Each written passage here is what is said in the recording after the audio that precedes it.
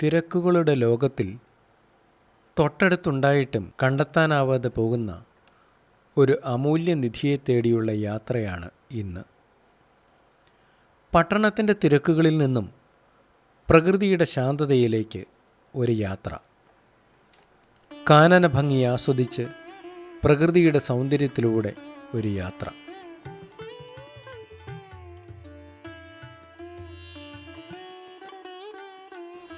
ഈ യാത്ര ചെന്ന് എത്തി നിൽക്കുന്നത് മനുഷ്യ മനസ്സിൻ്റെ അഗാധ തലങ്ങളിലേക്ക് നമ്മെ കൊണ്ടെത്തിക്കുന്ന ശാന്തവും സുന്ദരവുമായ ഒരിടത്താണ്.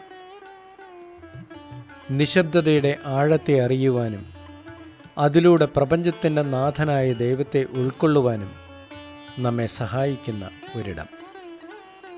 അസ്വസ്ഥമായിരിക്കുന്ന മനസ്സിനെ സ്വച്ഛതയിലേക്കും ശാന്തിയിലേക്കും നയിക്കുവാൻ പര്യാപ്തമായ ഒരു സ്ഥലം. ഇവിടെ ജാതിയില്ല, മതമില്ല, വർണ്ണമില്ല, മനുഷ്യൻ എന്ന സത്യം മാത്രം.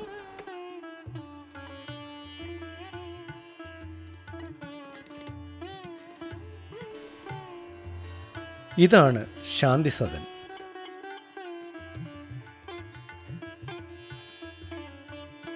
ജാതിമത വ്യത്യാസമില്ലാതെ ഏവർക്കും ദൈവവുമായി നിശബ്ദതയിൽ സംസാരിക്കുന്നതിന് വേണ്ടി ചിട്ടപ്പെടുത്തപ്പെട്ട ആശ്രമം.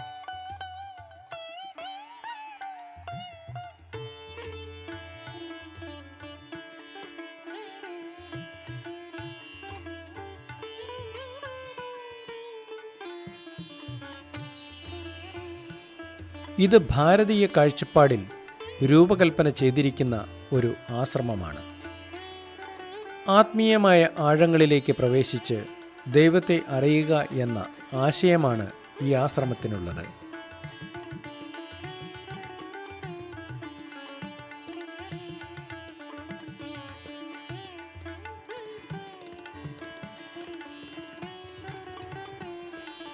പ്രകൃതിയോട് യോജിച്ചു നിന്നുകൊണ്ട് അതിൻ്റെ രാഗങ്ങളും താളങ്ങളും ഉൾക്കൊണ്ടുകൊണ്ട് മനസ്സിനെ അതിൻ്റെ ഏകാഗ്രതയിൽ എത്തിച്ച് ദൈവത്തെ ദർശിക്കുക എന്ന തത്വമാണ് ഇവിടെ അനുഷ്ഠിക്കപ്പെടുന്നത്.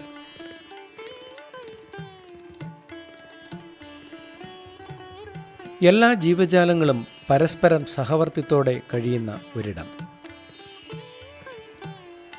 ഇവിടെ ഞാൻ എന്ന ആ അമൂല്യനിധിയെ കണ്ടെത്തി ജീവിതം സുന്ദരവും സന്തോഷപ്രദവും ആക്കുവാൻ നമുക്ക് സാധിക്കും.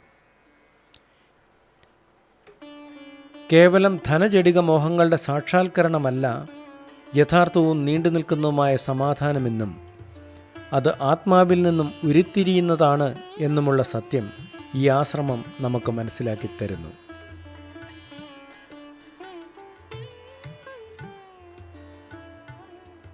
സങ്കടങ്ങളുടെയും സംഘർഷങ്ങളുടെയും ഇടയിലൂടെ കടന്നു പോകുന്നവർക്ക് അതിൻ്റെ യഥാർത്ഥ കാരണം എന്താണെന്ന് കണ്ടെത്തുവാനും അവനവനിൽ തന്നെ മാറ്റം വരുത്തി സന്തോഷത്തെ ആത്മാവിൽ നിറയ്ക്കുവാനും ഈ ആശ്രമം പ്രചോദനം നൽകുന്നു. പ്രകൃതിയെ അറിഞ്ഞ് ലളിതമായ ജീവിതത്തിൻ്റെ ഗുണങ്ങൾ ആസ്വദിച്ച് ആത്മീയ ശക്തിയെ ജ്വലിപ്പിച്ച് സന്തോഷവും സമാധാനവും ജീവിതത്തിൽ തിരിച്ചു കൊണ്ടുവരാൻ ഈ ആശ്രമം സഹായമേകുന്നു.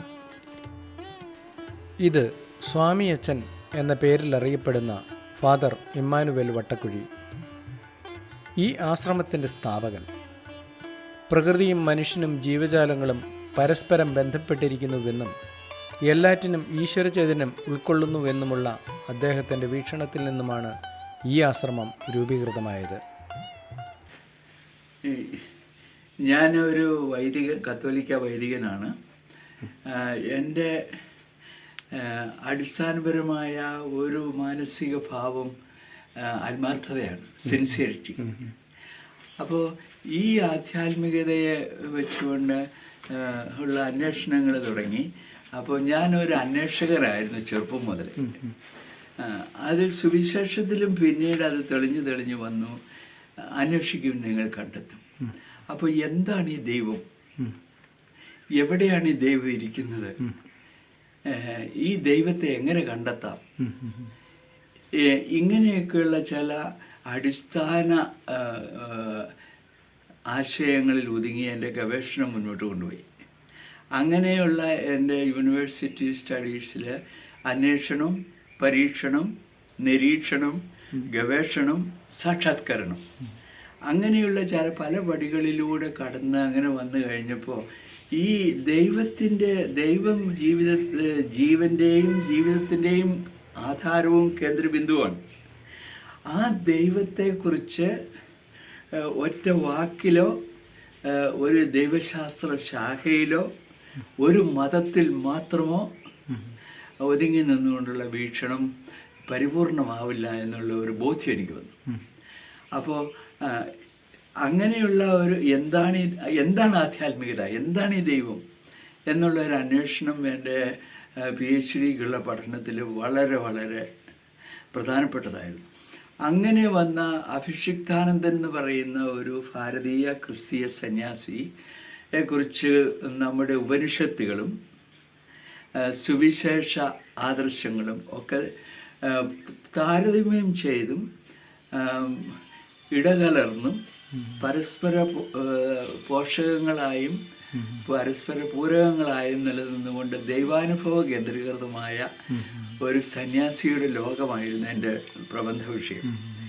അത് എന്നെ ഇവിടെ വന്നു കഴിഞ്ഞിട്ട് കേവലം ഒരു ഇടവകയിലിരിക്കാനോ അതുപോലെ ഇപ്പോൾ എന്നെ സെമിനാറിലെ പ്രൊഫസറായിട്ട് വിട്ടു. ഞാൻ മംഗലപ്പുഴ സെമിനാറിൽ വളരെ വർഷങ്ങൾ പ്രൊഫസറായിട്ട് ജോലി ചെയ്തു. പിന്നെ പല യൂണിവേഴ്സിറ്റികളിലും പഠിപ്പിച്ചു. അപ്പോൾ ഇതൊക്കെ അക്കാഡമിക് ആയിട്ടുള്ളൊരു സമീപനമായിട്ട് എനിക്ക് തോന്നി. തികച്ചും അനുഭവാത്മകമായ ഒരു ദൈവിക കാഴ്ചപ്പാട് ഉണ്ടാകണമെങ്കിൽ വളരെ വളരെ ബഹുമുഖ ഗുണങ്ങളുള്ള ഒരു സമീപനം എന്താണ് ഈ ദൈവം എന്നുള്ളതിന് ആവശ്യമാണെന്ന് മനസ്സിലാക്കി. അങ്ങനെ ഉള്ള ഒരു സങ്കേതം, ഒരിടം ആശ്രമമാണ് എന്നുള്ള ഒരു ബോധ്യം എനിക്ക് വന്നു. അങ്ങനെയാണ് ഞാൻ ഈ ആശ്രമം എൻ്റേതായ പരിമിതികളോടുകൂടെ രൂപകൽപ്പന ചെയ്തത്. ശബ്ദം, സ്വരം, നിശബ്ദത, ആന്തരിക മൗനം, ഇങ്ങനെയൊക്കെയുള്ള പല വിവിധ രൂപങ്ങൾ ഒരു ബോധമുള്ള മനുഷ്യനിൽ ഉണ്ടായിക്കൊണ്ടിരിക്കും. വളരെ ദൈവത്തെ കേവലം വിശ്വാസാധിഷ്ഠിതമായും പാരമ്പര്യാനുസൃതമായും മാത്രം കണ്ടാൽ പോരാ. ദൈവം ഒരു മിസ്റ്ററിയാണ്. ആ മിസ്റ്ററിയെ അതിൻ്റെ സമ്പൂർണതയിൽ മനസ്സിലാക്കാൻ മനുഷ്യന് ഏറ്റവും അധികം സാധിക്കുന്നത് അവൻ്റെ മനസ്സും ശരീരവും നിശബ്ദമാകുമ്പോഴാണ്, ശാന്തമാകുമ്പോഴാണ്. ഇതാണ് ക്രിസ്തു പഠിപ്പിച്ചത്. ശാന്തശീല ഭാഗ്യവാന്മാർ, അവർ ദൈവരാജ്യം പ്രാപിക്കും. ശാന്തശീല ഭാഗ്യവാന്മാർ. അപ്പോൾ ഈ ശാന്തതയെന്ന് പറയുന്നത് ദൈവത്തിൻ്റെ ശാന്തതയെന്ന് പറഞ്ഞാൽ മഹാനിശബ്ദത. ആ നിശബ്ദതയുടെ വിവിധ രൂപമാണ് ശാന്തത എന്ന് പറയുന്ന ഒരു ഭാവം. അത് നമുക്ക് കൊടുക്കാൻ പറ്റണമെങ്കിൽ അങ്ങനെയുള്ള ഒരു അന്തരീക്ഷം വേണം. അത് ഈ ആശ്രമത്തിൽ ഉണ്ടാകാൻ ശ്രമിച്ചു. ശാന്തത, പ്രകൃതിയുടെ ശാന്തത, മനുഷ്യസ്വരങ്ങളോ ടൗണിൻ്റെയോ ബഹളങ്ങൾ, ബസ് അല്ലെങ്കിൽ ഫാക്ടറികളുടെ സ്വരം, ഇതൊക്കെ മാറി പ്രകൃതിയുടെ താളാത്മകത, പ്രകൃതിയുടെ താളലയങ്ങൾ ഉള്ള ഒരിടമായിരിക്കണം. അങ്ങനെയാണ് ഈ ആശ്രമത്തിനുള്ള ഇതുപോലെ മലയും പുഴയും വനവും ഒക്കെ ശാന്തതയും ഒക്കെ ഉള്ളൊരു സ്ഥലം ഞാൻ 72 സ്ഥലങ്ങൾ പോയി നോക്കിയിട്ട് കണ്ടെത്തിയത്. ഇത് 72ാമത്തെ സ്ഥലമായിരുന്നു. അപ്പോൾ ഇവിടെ ശാന്തത പ്രധാനപ്പെട്ട ഒരു കാര്യമാണ്. ആധുനിക മനുഷ്യനെന്ന് പറഞ്ഞാൽ വളരെ ടെൻഷനിലാണ്, അവന് സ്വസ്ഥതയില്ല. ഈ ശാന്തത എപ്പോൾ നഷ്ടപ്പെടും? ഈ ശാന്തത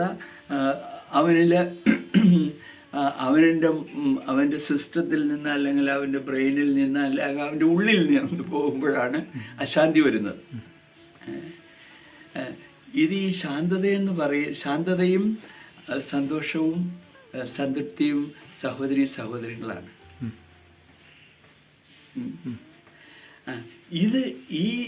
ഇതെല്ലാം കൂടി ഒരുമിച്ച് ഉള്ള ഏറ്റവും വലിയ സന്തോഷമാണ് ദൈവമെന്ന് പറയുന്നത്.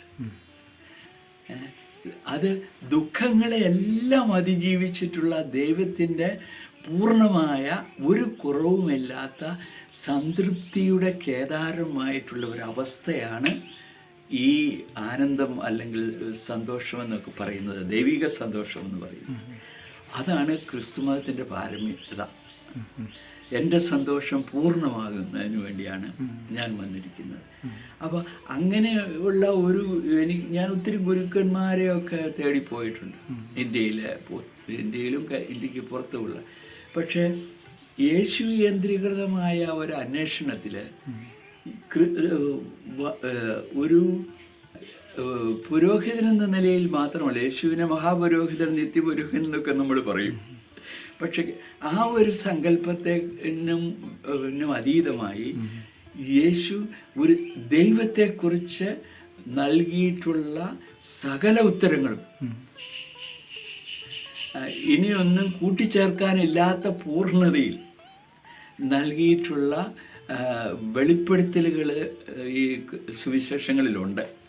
നമ്മളത് മനസ്സിലാക്കുന്നതിന് പകരം കേവലം അതിൻ്റെ ബാഹ്യ ചട്ടക്കൂട് ഒക്കെ ആയി പോകുമ്പോൾ ഈ ക്രിസ്തുവിൻ്റെ ആഴങ്ങളും ക്രിസ്തുവിൻ്റെ ആ വിശാലതയും ചിലപ്പോൾ നമുക്ക് അനുഭവേദ്യമാവില്ല, അറിവിൻ്റെ തലത്തിൽ വന്നേക്കാം. ജീസസ് ഒരു യൂണിവേഴ്സിറ്റി പ്രൊഫസറല്ല. ജീസസ് കേവലം ഒരു രക്ഷകൻ മാത്രമല്ല. അതായത് ഒരു മനുഷ്യൻ എന്നുള്ള നിലയിൽ ശരീരരൂപത്തിൽ ദൈവത്തിന് എന്തെല്ലാം പൂർണ്ണത ഉണ്ടാകാമോ അതെല്ലാം ഉൾക്കൊണ്ട ഒരു പ്രകാശനമാണ് ഈ ക്രിസ്തു എന്ന് പറയുന്നത്. പക്ഷെ അത് കാണാൻ നമുക്ക് കണ്ണുണ്ടാകണം. നിങ്ങൾക്ക് കണ്ണുണ്ട്, പക്ഷെ നിങ്ങളെ കാണുന്നില്ല. അപ്പം നമ്മെ സംബന്ധിച്ചിടത്തോളം മനുഷ്യൻ്റെ ഈ ദൃശ്യമായ കണ്ണുകൾക്ക് അതീതമായ ഒരു ലോകമുണ്ടെന്ന് ഏറ്റവും ഭംഗിയായി ബുദ്ധമതവും ഹിന്ദുമതവും ഒക്കെ കഴിഞ്ഞിട്ട് പഠിപ്പിച്ച ഗുരു, അതാണ് ശരീരരൂപത്തിൽ ദൈവത്തിൻ്റെ സകല പൂർണ്ണതയും യേശുവിൽ കാണാൻ നമുക്ക് കഴിയുമെന്ന് പൗലോസ്ലീഹ പറയുന്നത്. ഞങ്ങൾ കാണുന്നത് ദൃശ്യനയനങ്ങൾ കൊണ്ടല്ല. ഇപ്പം നമ്മൾ കാണുന്നതൊക്കെ ഈ കണ്ണുകൊണ്ടാണ്, പക്ഷെ ഞങ്ങൾ കാണുന്നത് ദൃശ്യനയനങ്ങൾ കൊണ്ടല്ല. അതാണ് നമ്മുടെ വിശ്വാസത്തിൻ്റെ അടിസ്ഥാനം. ദൃശ്യവും അദൃശ്യവുമായ ദൈവത്തിൽ വിശ്വസിക്കുന്നു അല്ലേ? അപ്പോൾ ഈ അടുത്ത ചോദ്യം വരുമെന്ന് എനിക്കറിയാം. കാരണം ഈ സന്തോഷം എന്തുകൊണ്ട് മനുഷ്യനുണ്ടാകുന്നില്ല? ഈ വലിയ ആനന്ദം, സന്തോഷം, അതെല്ലാ ശാന്തതയും ഉൾക്കൊള്ളുന്ന ഒരു യാഥാർത്ഥ്യമാണ് എങ്കിൽ ഇത്രയും പുരോഗമിച്ച ഒരു മനുഷ്യന് എന്തുകൊണ്ട് ഈ സന്തോഷം അനുഭവിക്കാൻ പറ്റുന്നില്ല? അവൻ ഇപ്പോഴും ദുഃഖിതനും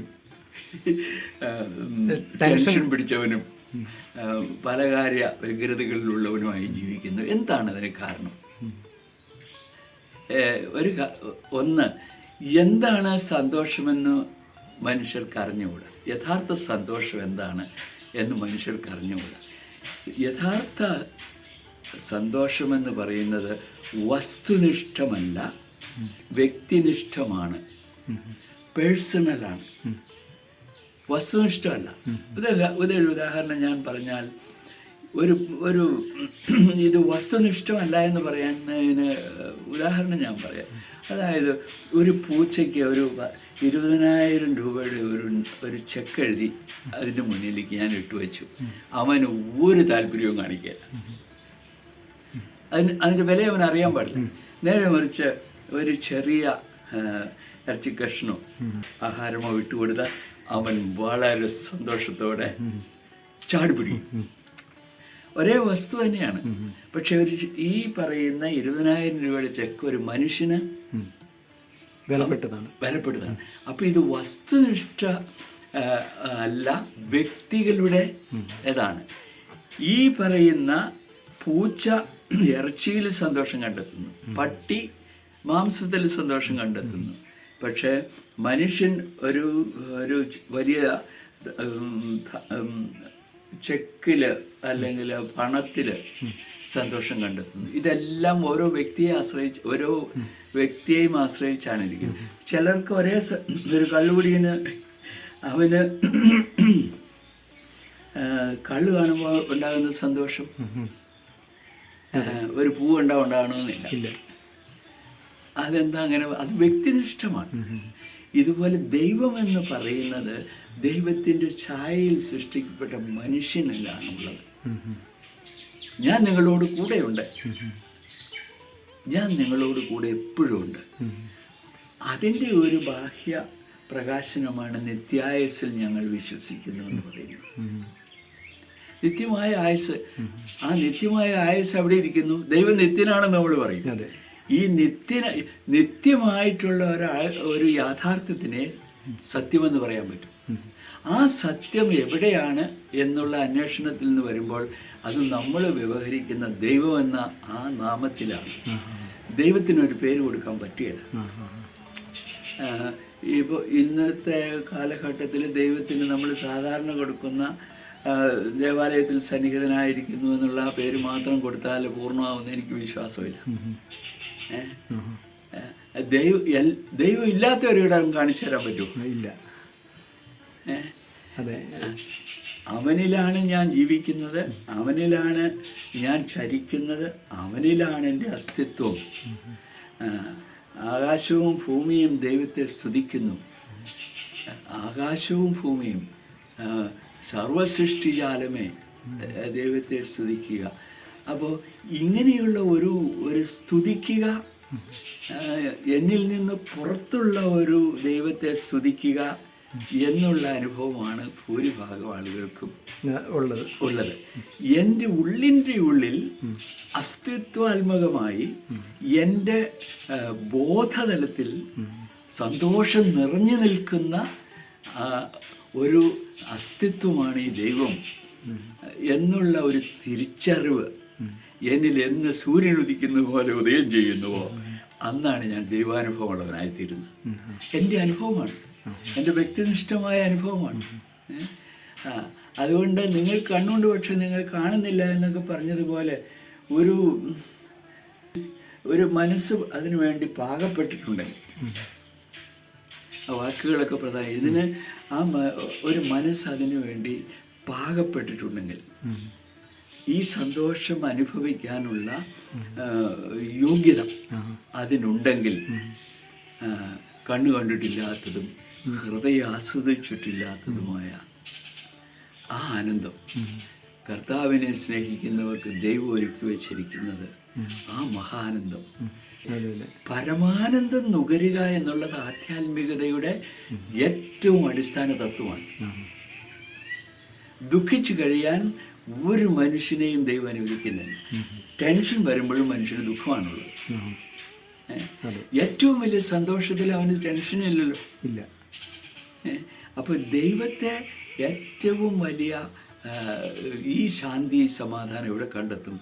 അതെവിടെ കണ്ടെത്തുന്നുവോ അതിനെയാണ് നമ്മൾ ദൈവമെന്ന് പറയുന്നത്, അതിനെയാണ് നമ്മൾ പരമസത്യമെന്ന് പറയുന്നത്, അതിനെയാണ് അനുഭവമാക്കാൻ പറ്റുന്നത്. ഇതൊക്കെ വികസിച്ചിട്ടുള്ള ഉപനിഷത്തുകളാണ് നമ്മുടെ ഇതിൻ്റെ ദാർശനികത. അതുകൊണ്ട് ഈ ഉപനിഷത്തുകളിലുള്ള പഠനം എന്നെ ഈ ആന്തരിക അനുഭവങ്ങളുടെ സ്വഭാവത്തിലേക്ക് നയിച്ചു. അത് കേവലം അനുഭവാത്മകമല്ലാത്ത വിശ്വാസ പ്രഖ്യാപനത്തിൽ മാത്രം ഒതുങ്ങി നിൽക്കാൻ പറ്റുകയില്ല. നമ്മൾ വിശ്വസിക്കുന്നു, പക്ഷെ ആ അനുഭവം ഉണ്ടോ?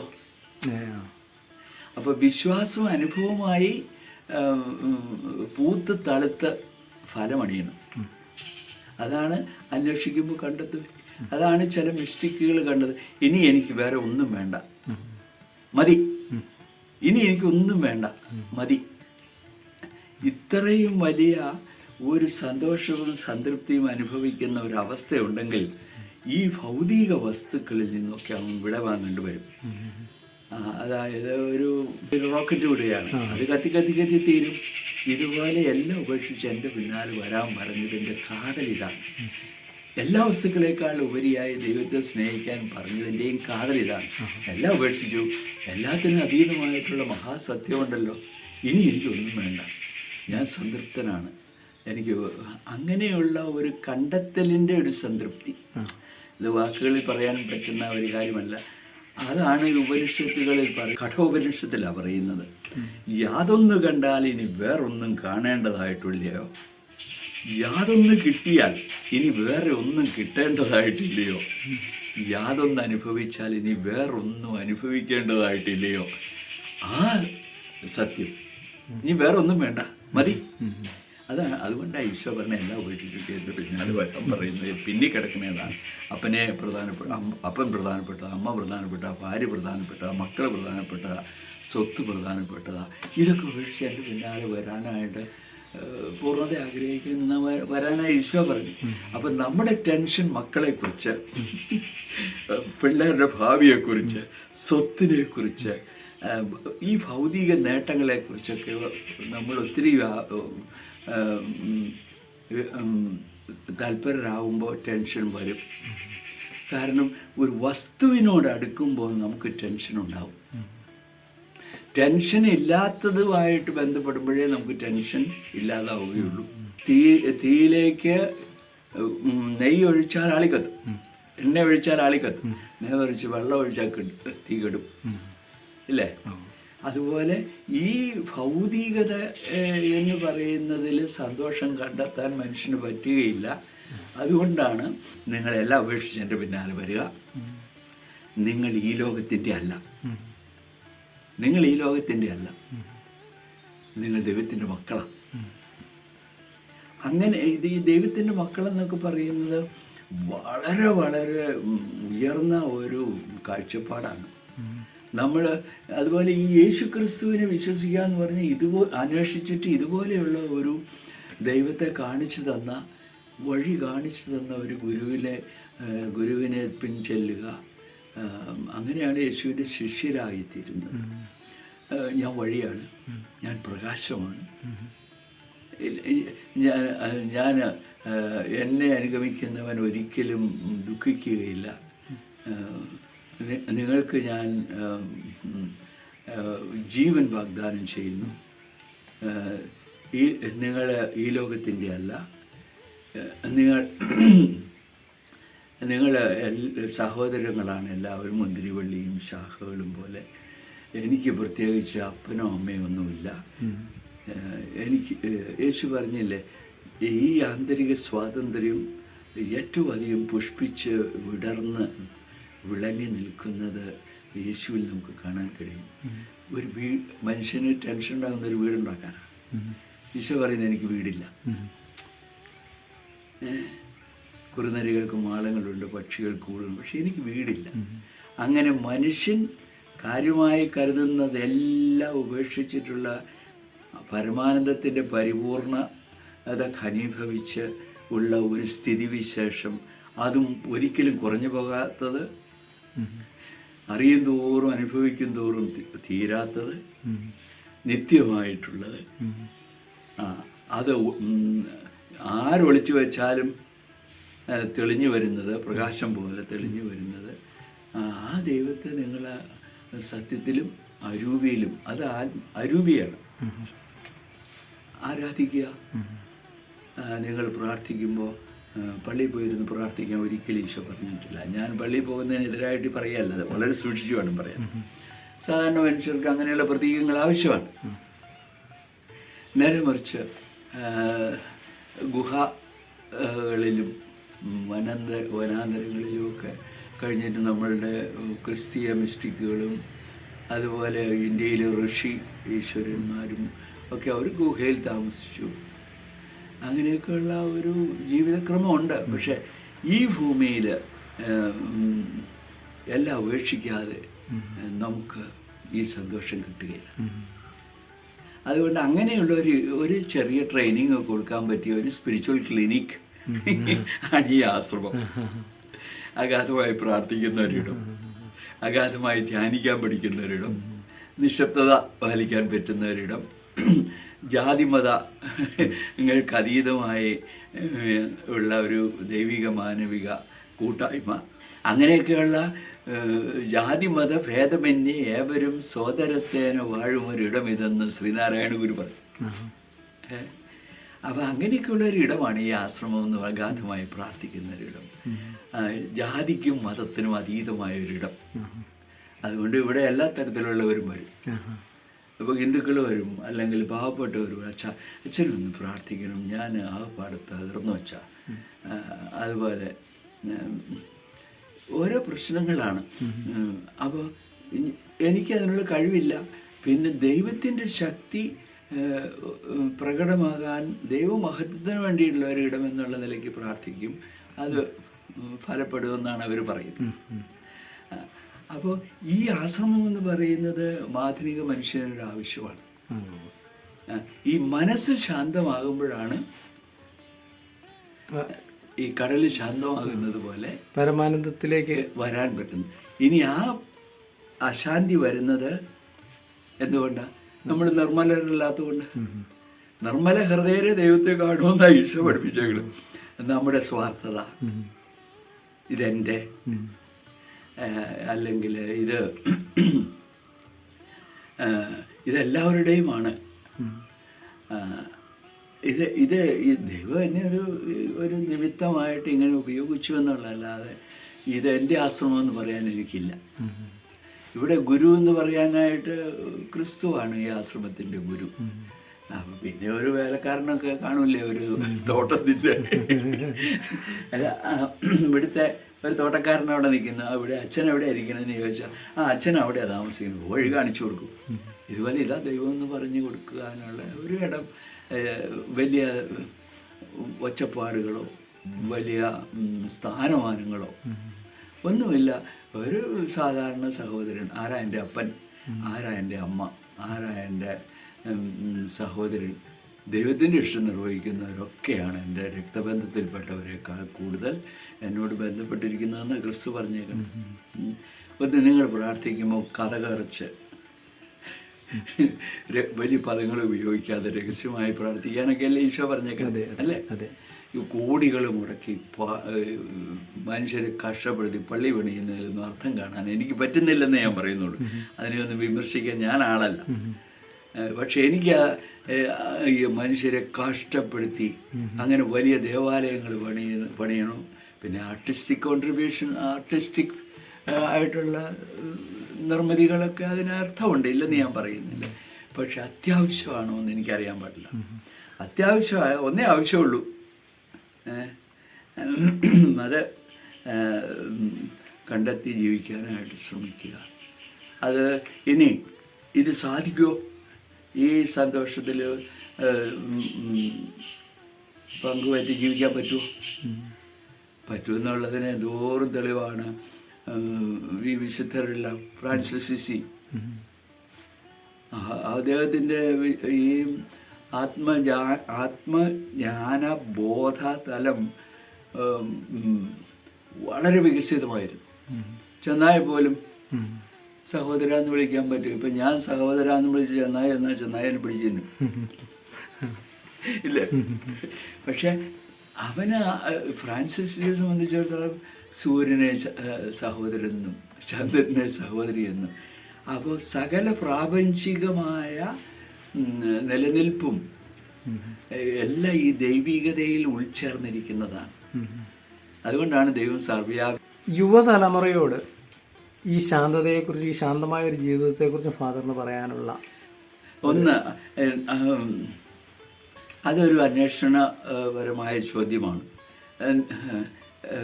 നീ ഒത്തിരി പഠിക്കുകയൊക്കെ ചെയ്യുന്നുണ്ടല്ലോ.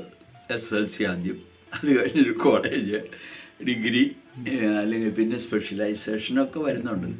നീ ആരാണെന്ന് അടിസ്ഥാനപരമായിട്ട് നീ പഠിക്കണം. നീ ആരാണ്? ഞാൻ ഈ ഒരു ഞാൻ ആരാണ്? എല്ലാ വിശേഷണങ്ങൾക്കും അതീതമായ ഒരസ്തിത്വം എന്നിലുണ്ട്. ഞാനെന്ന് പറയുന്നത് സാധാരണ എൻ്റെ ഐഡൻറ്റിറ്റി. നമ്മളെ ഐഡൻറ്റിറ്റിക്ക് ഒന്ന് ആരാ നീ? എൻ്റെ വോട്ടർ അതിൻ്റെ ആധാർ കാർഡ് വെച്ച് ഇന്നയാളാണെന്ന് പറയും.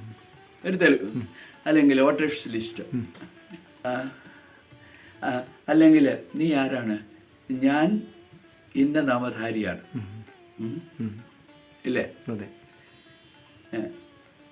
നീ ആരാണ്, ഞാൻ ഇന്ന ആധാർ കാർഡുള്ളവനാണ്.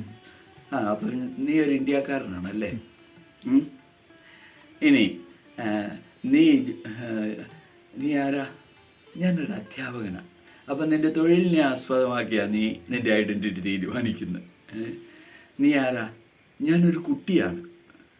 അപ്പോൾ നീ എങ്ങനെയാണ് ഒരു കുട്ടിയാണെന്ന് അറിയുന്നത്? 10 വർഷം മുമ്പ് നീ ഒരു കുട്ടിയാണെന്ന് നിന്നിലൊരു ഞാനുണ്ട്, ഇല്ലേ? ഞാനെന്ന് പറയുന്ന കുട്ടിയും ഞാൻ എന്ന അധ്യാപകൻ എന്ന് പറയുന്ന ഞാനും ഞാനൊരു വിവാഹിതനാണെന്ന് പറയുന്ന കുടുംബജീവിതക്കാരനും എല്ലാം ഉപയോഗിക്കാവുന്ന ഏകപദം ഞാനാണ്, ഇല്ലേ? ഈ ഞാൻ ആണായാലും പെണ്ണായാലും 100 വയസ്സായ ആളും പറയുന്നത് ഇതാരാ, ഇത് ഞാൻ തോമസ് ചേട്ടനാണ്.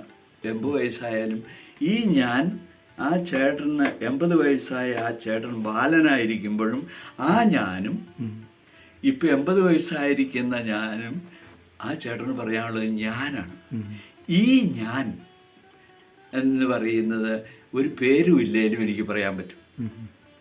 അല്പം ചിന്തനീയമാണിത്. എന്നിൽ മാറാതെ നിൽക്കുന്ന, എത്ര വയസ്സായാലും മാറാതെ നിൽക്കുന്ന ഒന്നുണ്ട്, അത് ആണ് ഞാൻ. ഈ ഞാൻ എന്ന് തിരിച്ചറിയണപ്പോഴാ, ഇത് ഞാനാണെന്ന് തിരിച്ചറിയുന്നത് എങ്ങനെയാ? ബോധമുള്ളത് കൊണ്ടാണ്, അല്ലേ? അങ്ങനെയാണ് ബോധം, പ്രജ്ഞാനം, ബ്രഹ്മം. ബോധമില്ലെങ്കിൽ നമുക്കൊന്നും അറിയാൻ പാടില്ല. അപ്പോൾ ഈ ബോധമാണ് ദൈവം. അതുകൊണ്ടാണ് എല്ലാത്തിനും ഉപരിയായി ഉള്ള അറിവ് ഉണ്ടാകണം. ഈ പറയുന്ന ഞാനെന്ന് പറയുന്നത് എനിക്ക് 50 വയസ്സായി അല്ലെങ്കിൽ 100 വയസ്സായി കഴിയുമ്പോൾ ഞാൻ ഈ ഭൂമിയിൽ നിന്ന് പോകും. അപ്പോൾ ഈ ശരീരം പിന്നെ ഇല്ല, ഉണ്ടോ? മണ്ണിൽ നിന്ന് വന്നു മണ്ണിലേക്ക് മടങ്ങുക. പിന്നെ ആരും ഒരു ഓർമ്മ പോലും ഇല്ല, ഒരു ഓർമ്മ പോലും ഇല്ല. അപ്പോൾ ഈ ഞാൻ ആരാണെന്നുള്ളത് കണ്ടെത്തി കഴിയുമ്പോൾ ഞാൻ ശരീരമല്ല. ഇവിടെയൊക്കെ എൻ്റെ ഞാനെന്ന് നമ്മൾ പറയില്ല. പിന്നെ പറയണത് എന്താ? എൻ്റെ ശരീരമെന്നേ പറയുള്ളൂ, എൻ്റെ ഞാനെന്ന് പറയില്ല. പക്ഷെ അത് അറിയുന്നത് ആരാ? ഞാൻ, ബോധമാണ്. അപ്പോൾ ഈ ബോധത്തിൻ്റെ വികാസം സംഭവിച്ചു കഴിയുമ്പോൾ എല്ലാം അറിയുന്നവനും എന്നുമുള്ളവനും നാമരൂപങ്ങൾക്കെല്ലാം അതീതമായവനും പ്രായമില്ലാത്തവനും ആയിട്ടുള്ള നിത്യമായിട്ടുള്ള മഹാസത്യം, അത് തിരിച്ചറിയാൻ നമ്മൾ അന്വേഷിക്കുക. എനിക്കിനി ശങ്കരാചാര്യരൊക്കെ അത് പഠിപ്പിച്ച നാ ബുദ്ധി നാ ദേഹ, ഞാൻ ബുദ്ധിയല്ല, ഞാൻ ശരീരമല്ല, ഞാൻ ആത്മസ്വരൂപമാണ്. അതാണ് നിന്റെ ആത്മാവ് നശിച്ച എന്താ പ്രയോജനമെന്ന് ഈശോ ചോദിച്ചത്. ലോകം തരാത്തതൊക്കെ നിങ്ങൾക്ക് ഞാൻ തരുന്നു. അപ്പോൾ ഇങ്ങനെ ദൈവത്തിൻ്റെ സ്വഭാവം പരമാനന്ദ സ്വരൂപത്തിൽ എന്നിൽ നിലകൊള്ളുന്നതിനെയാണ് ആത്മാവെന്ന് നമ്മൾ പറയുന്നത്. ആ ആത്മാവിൻ്റെ ബോധം ഉദിക്കുന്നതാണ് പരിശുദ്ധാത്മാവിനെ സ്വീകരിക്കാൻ ഈശോ പറഞ്ഞത്. ഈ കുട്ടികളായിട്ടുള്ളവർ ശരിക്കും അവരുടെ വീട്ടിലൊക്കെ എങ്ങനെ ഈ കുട്ടിക്കാലം മുതൽ ഈ ചോദ്യം അവരുടെ മനസ്സിൽ കിട്ടണം. നീ ആരാണ്? നീ ഞാൻ എന്നെ വലിയ വീട്ടിലെ ഔസേപ്പച്ചനാണ്. അപ്പം നിനക്ക് വീടും വീട്ടുപേരുമൊന്നും ഇല്ലെങ്കിൽ നീ ഉണ്ടോ? ഇങ്ങനെ അന്വേഷിക്കുവാൻ നിങ്ങൾ കണ്ടെത്തും. അതുപോലെ നീ ആരാണെന്ന് പറഞ്ഞ് ഞാനിപ്പോൾ ഒരു എൻജിനീയർ ആപ്പച്ച. അപ്പം നീ എൻജിനീയർ ആകുന്നതിന് മുമ്പ് നീ ഇല്ലായിരുന്നോ? ഞാനിപ്പോൾ ഒരു വിവാഹിതനാപ്പച്ച. നീ ആരാ?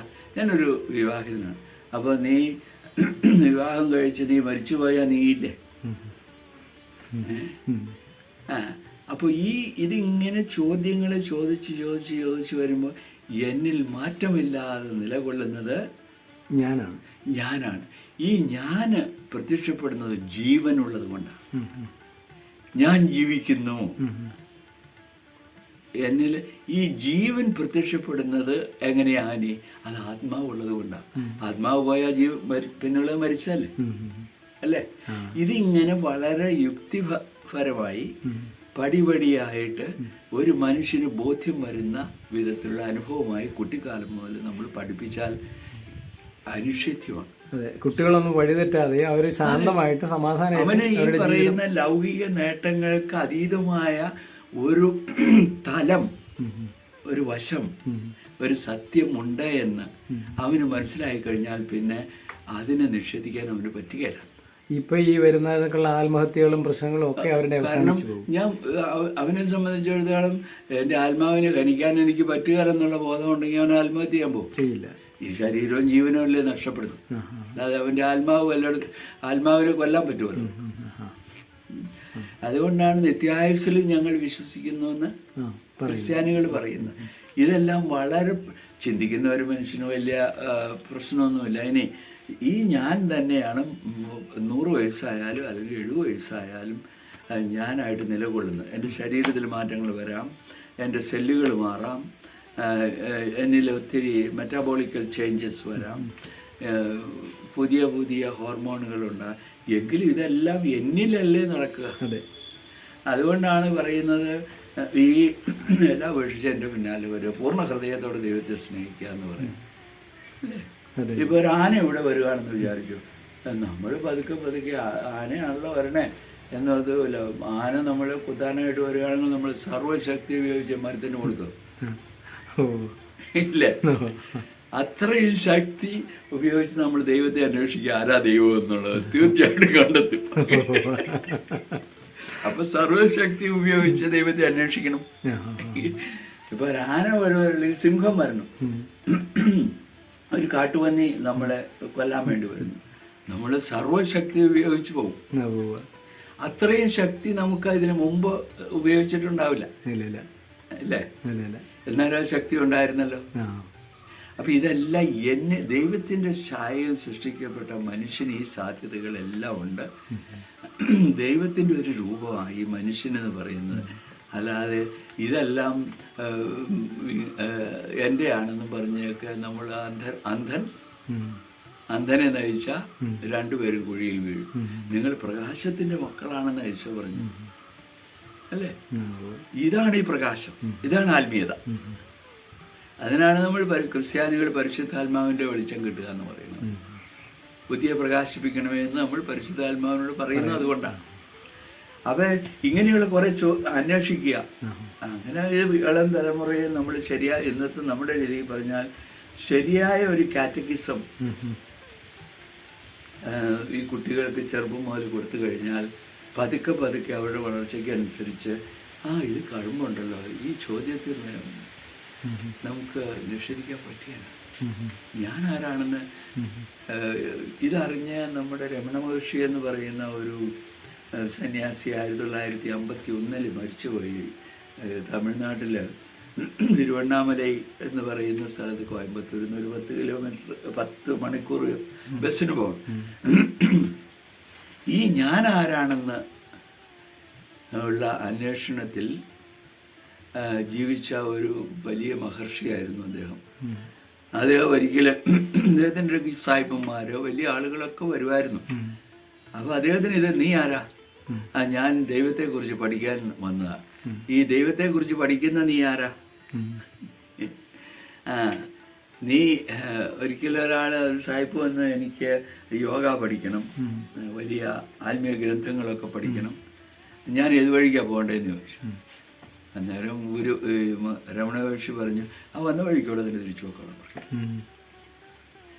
കാരണം നീ മനുഷ്യനിർമ്മിതമായ ശാസ്ത്രങ്ങളൊക്കെ പഠിക്കാൻ നൽകും. നീ ആരാണെന്ന്, ഈ ശാസ്ത്രങ്ങളുടെ എല്ലാം പിന്നിലുള്ളത് നീ ആരാണെന്ന് നിനക്കറിയാൻ പാടില്ല. നീ നേരെ മറിച്ച് ഞാൻ ആരാണെന്ന് പഠിക്കാനാണ് വന്നതെങ്കിൽ ഞാൻ പഠിപ്പിക്കാം. നീ മനുഷ്യരല്ലാതെ പറഞ്ഞു വെച്ചിരിക്കുന്ന കാര്യങ്ങൾ പഠിക്കാൻ വേണ്ടി ഇവിടെ വരേണ്ട കാര്യമില്ല, വന്ന വഴിക്കോടെ പോകാം. അദ്ദേഹമൊക്കെ എന്ന് പറയുന്നത് ഇങ്ങനെ ഈ നമ്മുടെ ഈ ഉപനിഷത്സ് എന്ന് പറയുന്നത് വേദങ്ങൾ, ഉപനിഷത്തുകളാണ് ഈ രീതിയിൽ വളരെ ഫിലോസഫിക്കലായിട്ടുള്ള ഒരു അന്വേഷണം നമുക്ക് നൽകുന്നത്. ഈ വാസ്തവത്തിൽ ഈ ഉപനിഷത്തുകളെ പോലെ തന്നെ വളരെ വിലപ്പെട്ട മഹാസത്യങ്ങളാണ് ഈ മഹാഗുരുവായ യേശു നമ്മളെ പഠിപ്പിച്ചത്. അത് കുട്ടിക്കാലം മുതൽ മനസ്സിലാക്കുക. കാരണവന്മാരിൽ നിന്ന് ഇവരെന്നാ ഇങ്ങനെ ജീവിക്കണേ, അപ്പച്ചനെന്നാ ഇങ്ങനെ ജീവിക്കണേ, അതിങ്ങനെ ജീവിക്കണേ അർത്ഥമുണ്ട്. അപ്പൊ പിള്ളേരുടെ ഇടയിൽ ആ ജീവിതം തന്നെ ഒരു ചോദ്യചിഹ്നമായി. ഇവിടെ നമുക്ക് ക്രിസ്ത്യാനികൾ എന്ന് പറഞ്ഞാൽ എന്താ വലിയ വ്യത്യാസമൊന്നും നമുക്ക് കാണാൻ പറ്റുന്നില്ല. പള്ളി പോവായിരിക്കും, വസ്ത്രധാരണത്തിൽ കുറച്ച് വ്യത്യാസമൊക്കെ കാണുമായിരിക്കും. പക്ഷെ എന്താണ് ഈ ദൈവമെന്ന് അറിഞ്ഞ് ജീവിക്കുന്ന ഒരു തലമുറ ഉണ്ടാകണം. അത് അസാധ്യമല്ല. അത് ഇച്ചിരി വിഷമം പിടിച്ചതാ, പക്ഷെ അസാധ്യമല്ല.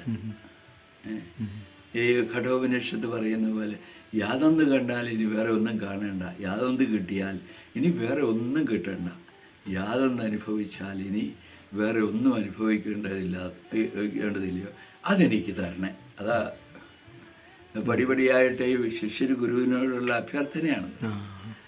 അപ്പോൾ നമ്മളൊക്കെ ഈ മഹാവാക്യങ്ങളൊക്കെ പഠിക്കും. സർവേ ഭവന്തു സുഖിനഃ, എല്ലാവർക്കും സുഖം ഉണ്ടാകട്ടെ. ഈ മന്ത്രങ്ങളൊക്കെ അങ്ങനെ കിടക്കുന്നതാണ്. അഹം ബ്രഹ്മാസ്മി മുതലുള്ള സർവ എല്ലാവർക്കും കേട്ടിട്ടുള്ളതായിട്ടില്ലേ, തത്വമസി, അഹം ബ്രഹ്മാസ്മി, ഈ മഹാകാര്യങ്ങളൊക്കെ ഇതെല്ലാം സുവിശേഷത്തിൽ നമുക്ക് കിട്ടിയിട്ടുണ്ട്. വേറൊരു സംസ്കാരത്തിലാണ്, വേറൊരു ഭാഷയിലാണ് നമുക്ക്. ഇവിടെ അത് വേറൊരു ഭാഷയിൽ കിട്ടി. അന്ന് സുറിയാനി അറമായ ഭാഷയിലോ ഗ്രീക്ക് ഭാഷയിലോ ഒക്കെ ആയിരിക്കും അന്ന് അത് എഴുതപ്പെട്ടത്. പക്ഷേ ഭാഷാതീതം, ഗുണാതീതം, ഭാവാതീതം, സർവാതീതം, എല്ലാത്തിനും ഉപരിയായിട്ടുള്ളവരല്ലേ ദൈവം. അതല്ലേ ഋഷീശ്വരന്മാർ കണ്ടെത്തിയത്. എല്ലാ വസ്തുക്കളേക്കാൾ ഉപരിയായി എന്നെ സ്നേഹിക്കാനാണ് യേശു പഠിപ്പിച്ചത്. ഇനി ഇങ്ങനെ അന്വേഷിച്ച് വരുന്നവർക്കുള്ള ഒരിടവും കൂടിയാണിത്. അത് വളരെ ചുരുക്കമാണ്. പിന്നെ ഇതുകൊണ്ട് സമാധാനമില്ല വെച്ചാൽ ഇതിന് എങ്ങനെ സമാധാനം കിട്ടും വെച്ചാൽ എവിടെയാ സമാധാനം ഇരിക്കണേന്ന് അറിയാവോ എന്ന് ചോദിച്ചു തുടങ്ങുന്നുണ്ടവർ. എവിടെയെങ്കിലും സമാധാനം ഇരിക്കാനുണ്ടല്ലോ, അവിടെ ചെന്ന് പറ്റിയാൽ കിട്ടണ്ടേ. നമ്മളെ ഒരു സ്ഥലത്തേക്ക് പോകണമെങ്കിൽ ഏതെങ്കിലും തരത്തിൽ പോകണ്ടേ. ഒന്നുമില്ല ബസ്സിന് പോവാം, അല്ലെങ്കിൽ കാറിന് പോവാം, അല്ലെങ്കിൽ നടന്നു പോവാം, അല്ലെങ്കിൽ ട്രെയിനിന് പോവാം, അല്ലെങ്കിൽ വിമാനത്തിൽ പോവാം, അല്ലെങ്കിൽ റോക്കറ്റിൽ പോവാം. ഏതെങ്കിലും ഒരു രീതി വേണ്ടേ. ഇതുപോലെ എവിടെയാ അതെവിടെ ഇരിക്കണമെന്ന് നോക്കിയിട്ട് വേണമല്ലോ. എവിടെയാണ് ഈ സ്ഥലം, അവിടെ എത്താനായിട്ട് ഈ രീതികളൊക്കെ ഉണ്ട്. അപ്പോൾ ഈ എന്നതാണ് അന്വേഷിക്കേണ്ടത്, അവിടെ പോകാനുള്ള മാർഗം എന്താണ്, അവിടെ എത്തിച്ചേരുമ്പോൾ എന്താ സ്ഥിതി, അവിടെ വെള്ളമുണ്ടോ, അവിടെ ചൂടാണോ. അപ്പോൾ ഇതെല്ലാം എനിക്ക് എൻ്റെ അന്വേഷണത്തിൽ ഞാനിപ്പോൾ ഇത് പറഞ്ഞറിയിക്കാൻ എനിക്ക് ഭാഷയില്ല. പക്ഷേ ദൈവം എന്ന് പറയുന്നത് അതേ സത്യമായിട്ടുള്ളൂ. ദൈവം സത്യം ജഗത് മിഥ്യ, അതാണല്ലോ ബ്രഹ്മസൂത്രത്തിലെ ആദ്യത്തെ ശ്ലോകം. അതാ, ദൈവം സത്യം ജഗത് മിഥ്യ, ഈ ലോകം മിഥ്യയാണ്, ദൈവമേ സത്യമായിട്ടുള്ളൂ. അതല്ലേ പറഞ്ഞ് ഞാൻ സത്യമാണ്, സത്യം നിങ്ങളെ സ്വതന്ത്രരാക്കും എന്നല്ലേ യേശു പറഞ്ഞത്. അങ്ങനെ സത്യം കണ്ടവരൊക്കെ ഒരേ ഭാഷയാണ് പറഞ്ഞത്. പക്ഷേ ഇപ്പോൾ ഈ പറഞ്ഞ ദൈവം എന്നുള്ളതിന് തന്നെ ഭാഷാപരമായിട്ട് വ്യത്യസ്തതകളില്ലേ. നമ്മൾ പറയും ദൈവം എന്ന് പറയും, മുഹമ്മദിയർ ഒരു അള്ളാഹ് എന്ന് പറയും, ഇപ്പോൾ ജർമ്മൻകാരും പറയും അവൻ ഗോട്ട് എന്ന് പറയും, ലത്തീൻകാരും പറയും ദേവൂസ് എന്ന് പറയും. ഇതെല്ലാം ഇങ്ങനെ ഭാഷ വ്യത്യസ്തമാണെങ്കിലും സത്യം ഒന്ന് തന്നെയാണ്. ഇപ്പോൾ ഇങ്ങനെയുള്ള ഈ ശ്രീനാരായണ ഗുരു ഒക്കെ ഇതൊക്കെ പഠിപ്പിച്ചതാണ്. ജാതി മത ഭേദമന്യേ ഏവരും സോദരത്വേന വാഴുമൊരിടമത്. ഈ മതത്തിൻ്റെ പേരിൽ കിടന്ന് കലഹിക്കുന്നു, ജാതിയുടെ പേരിൽ കിടന്ന് കലഹിക്കുന്നു. ഇതല്ലേ ഈ ടെൻഷൻസ് ഉണ്ടാക്കുന്നത്. രാഷ്ട്രീയ പാർട്ടികൾ എന്തൊരു ടെൻഷൻ ഉണ്ടാക്കുന്നത്. അതുപോലെ ജാതി, ഞങ്ങൾ ഉന്നത കുല ജാതരാണ്, അല്ലെങ്കിൽ ഞങ്ങൾ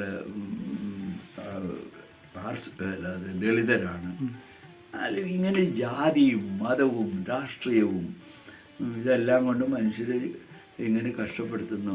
നിങ്ങൾക്ക് സമാധാനം, ഇതിനൊക്കെ അതീതമായിട്ട് നിങ്ങൾക്ക് കഴിവുണ്ട്. നിങ്ങളിൽ ഈ ദൈവം അവസിക്കുന്നത് അത് നിങ്ങൾ തിരിച്ചറിയുന്നില്ലെന്നേ ഉള്ളൂ. ഈ വെളിച്ചം വരുമ്പോൾ ഞാൻ പ്രകാശമാണ് എന്ന് ഒരു സത്യാന്വേഷി മനസ്സിലാക്കുക യേശു പറഞ്ഞു, അല്ലേ?